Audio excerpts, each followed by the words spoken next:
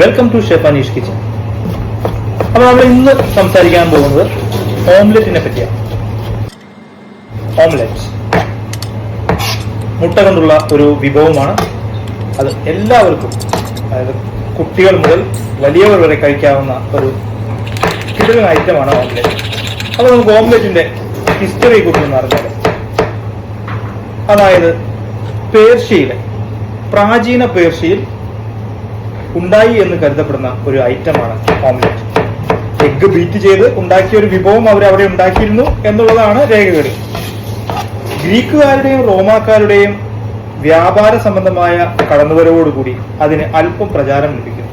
അവരും അത് ട്രൈ ചെയ്യുന്നു. 16-ാം നൂറ്റാണ്ടിൽ ഫ്രാൻസിലാണ് ഇത് ഓംലെറ്റ് എന്ന പേരും അതേപോലെ തന്നെ ഈ ഡിഷ് വ്യാപകമായി.